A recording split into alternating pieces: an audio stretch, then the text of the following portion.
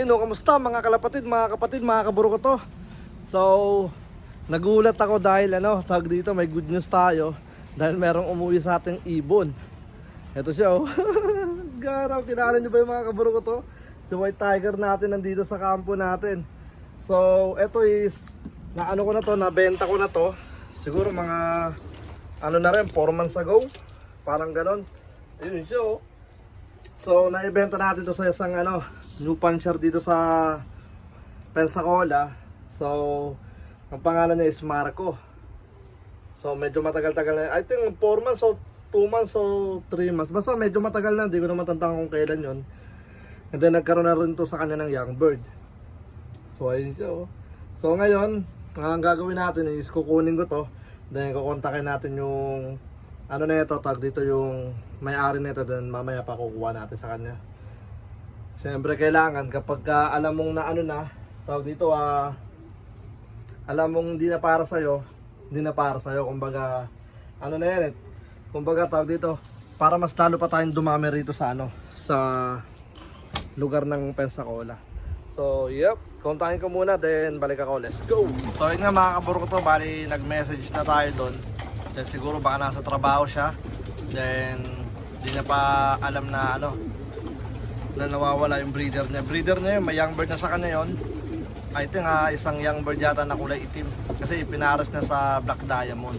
So tingnan natin kung kung kailan niya makukuha tong breeder natin. Bali nandun lang siya, binigyan ko na siya ng patuka. And then sana makuha niya kagad kasi may young bird dun baka mapabayaan ng nanay yung young bird. So di ko alam kung paano nakawala or pinakawalan niya. Si natin si Ado. Grabe, ang bilis na naka-recover. Mga barako natin mamaya palalabas sa mga yan. Alright. So tulad pa rin ng dati, tambay cute tayo rito sa kampo natin. Ito blue bar, ganda ng blue bar na to. Tsaka yung natin, blue check. Itong mga to, sabik na mamares. Hindi nga kayo pwede, sabi ang kukulit nyo. Si panganay natin, ayun So sa nagtatanong nga pala kay Black Tiger natin, ulitin ko lang na yung ibang OG na hindi nyo na dito nakikita, tulad ni White Tiger natin, is mga natin yan, mga na-out natin dito sa kampo natin. And then, yung isang natin, Black Tiger natin, yan, nabenta ko na siya. Bali, hindi kasi ako masyadong nag-vlog nung mga nakarang buwan. Dahil nga tawag dito, private muna ako kasi nga nadala ako sa isang ship natin na ibon. 5 ibon yun sa isang box. Tapos dumating kay Rebato na tawag dito, wala nang laman yung box. And then ang nakakalungkot doon, yung box is tawag dito, walang damage.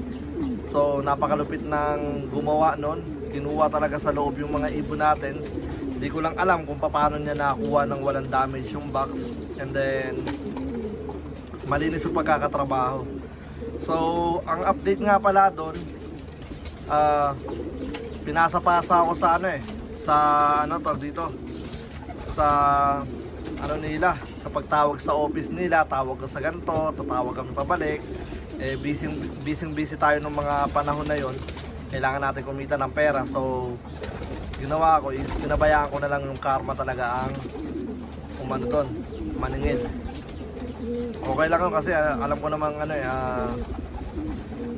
hindi naman siguro gagawa yung mga ibon sa maling kumbaga pag galing sa masama, hindi basta-basta magbibigay ng karangalan yun.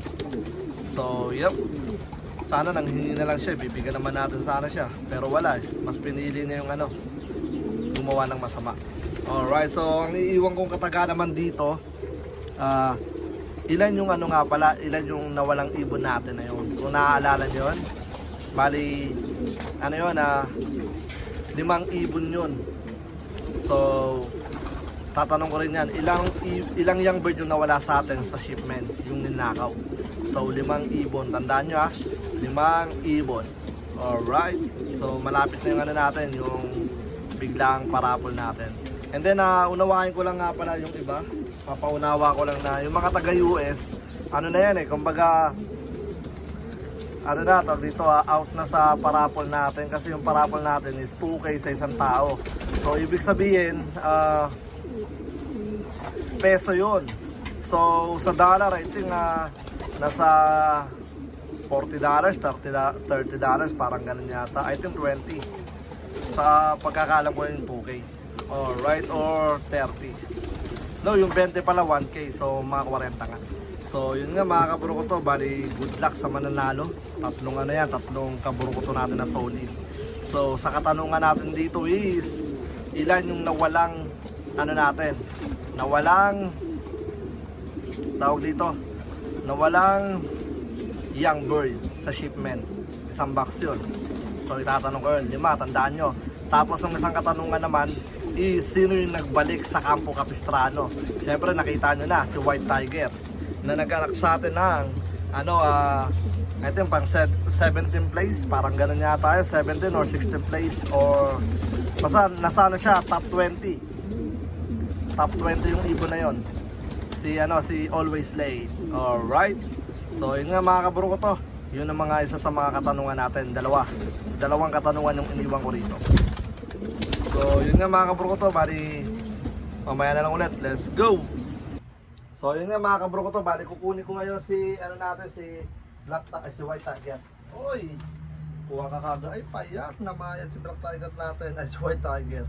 Nakakamiss din kasi si Black Tiger natin mga kaburo ko to. Pero okay lang, lagi ko naman siya nakikita sa pinagbentahan natin. Siyempre, shoutout nga para kay Kuya Robert. Kala ko po, may sakto lang yung katawan niya. Yep. Grabe. Sige, balik mo na yan. Naglabas to sa atin ng mga malulupit na ibon. Si Always Late. Tinta natin ni Always Late. Nandito na ulit sa atin. Pero ibabalik natin to. Buti na lang, walang masama nangyari sa kanya. Ngayon, no? Easy. Namiss mo rito sa kampo namin. Kampo Capistrano. Kamukha niya talaga yung kung titignan nyo, kung di siya grizzle, kamukha niya yung ulo ng anak niya, si Always Late.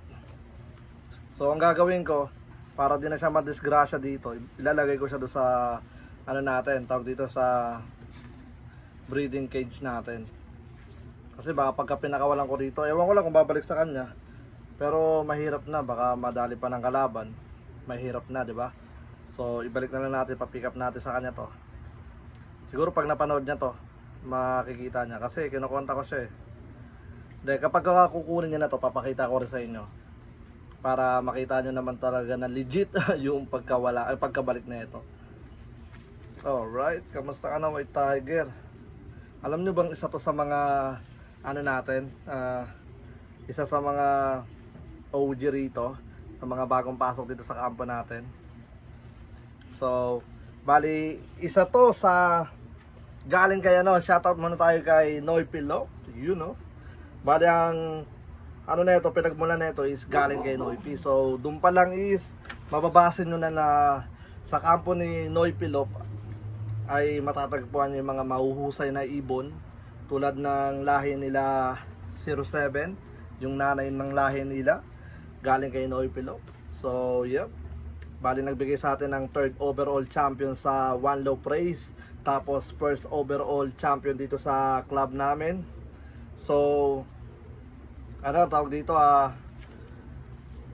nestmate silang dalawa, si Kobe tapos si 07. And then ito naman isang yung anak naman nito is top hindi ko maalala kung 17, 16 or 19, pero may race result yon. Tawag dito, complete clocking yon. Tama ba tawag doon? Yep. Tapos may kapitbahay na Tapos napunta yun sa sa isang kaburukoto natin na si Kuya Soy. Then maraming salamat sa suporta mo. Yun, kay Kuya Soy si Always Late, tapos si Sablon na finisher din natin dito sa Kampo Capistrano. And then tawag dito, yun nga, yung mga tumapos kasi ng natin ng last year. Ang kinip ko lang yata doon is 3. Si Leeg, si Splash, tapos Si 07, tsaka si Marcos pala, 4. Oh, 5. Pati si 22, 5 pala sila. Alright. Si 22 naman, muntik na yun mapunta sa sa Pilipinas. Bali, merong isang kaburukoto natin na gusto siyang bilhin. Tapos nagkaroon lang kami ng problema sa sa shipment. Masyado yata siyang, hindi ko lang kung namamahalan siya sa shipment. So ang nangyari, waiting daw siya sa may bibili pa sa atin para makamura daw siya sa shipment. Pero nung mga panahon na yon is binirid ko si 22. And then sabi ko tsaka na, tingnan lang muna natin yung mga magiging anak niya. So isa yon sa mga nag-aabang sa mga magiging resulta ng mga anak ni 22 natin. Alright, so yun nga mga kaburo ko to, bali hanggang dito na lang. Maraming salamat sa mga sumusuporta.